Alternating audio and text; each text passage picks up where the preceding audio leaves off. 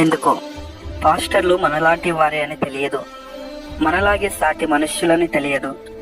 వాళ్లకు సమస్యలు ఉంటాయి, వాళ్ళు అలసిపోతారు, వాళ్ళు విసిగిపోతారు, వాళ్ళు డిప్రెషన్కి గురవుతారు, వాళ్ళు ఒంటరితనాన్ని అనుభవిస్తారు. ఎడతెగని సేవ కార్యకలాపాల్లో వాళ్ళ వ్యక్తిగత జీవితాలు, కుటుంబాలు నిర్లక్ష్యానికి గురవుతాయి. కుటుంబం సంబంధాలు బీటలు వారుతాయి, ఒక్కోసారి పునాదులు కదులుతాయి. అసలు నువ్వు సేవ చేయడం వల్లనే మేమిలా ఇబ్బందులు పడుతున్నాం అని భార్య పిల్లలు అంటుంటే ఎవరికి చెప్పుకోవాలో తెలియక మదన పడిపోతారు. తగినంత సమయం కుటుంబంతో గడపలేక బాధపడుతుంటారు.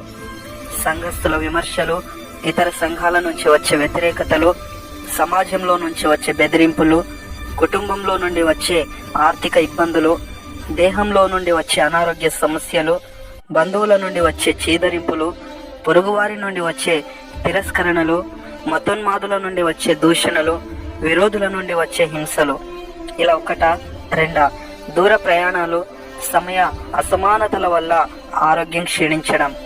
పాస్టర్ భార్య పిల్లలు అనుభవించినంత ఒంటరితనం, క్షోభ మిగతా వారికి ఉండదు. కానీ క్రీస్తు కోసం వారి జీవితాలను త్యాగం చేస్తారు. స్నేహితులను, సంబంధాలను కోల్పోతుంటారు, దుఃఖపడుతుంటారు. అయినా అందరి ముందు నవ్వుతూనే ఉంటారు.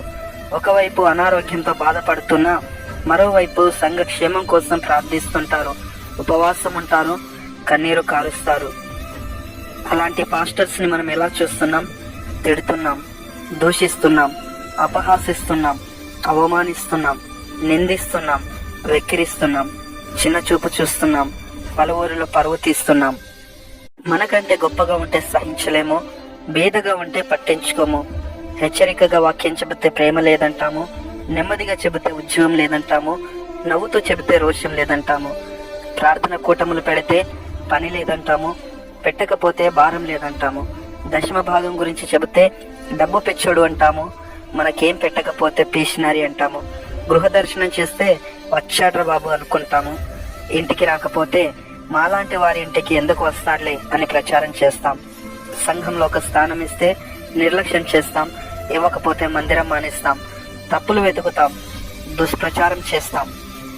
కానీ ఏనాడైనా మనం బాగుండాలని కోరుకుంటున్నాడు, ప్రార్థిస్తున్నాడు, ఉపవాసం ఉంటున్నాడు, కన్నీళ్లు పెడుతున్నాడు అని ఆలోచించామా?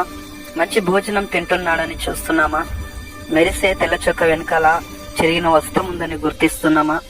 వచ్చే కొద్దో గొప్ప కానుకలతో కుటుంబమును ఎలా నడిపిస్తున్నాడో గ్రహిస్తున్నామా? ఆర్థికంగా ఎంత కష్టపడుతున్నాడో అర్థం చేసుకుంటున్నామా? అనారోగ్యంతో ఎంతో క్షీణించిపోతున్నాడో పట్టించుకుంటున్నామా? బాధలో ఉంటే పలకరిస్తున్నామా? దుఃఖంలో ఉంటే ఓదారుస్తున్నామా?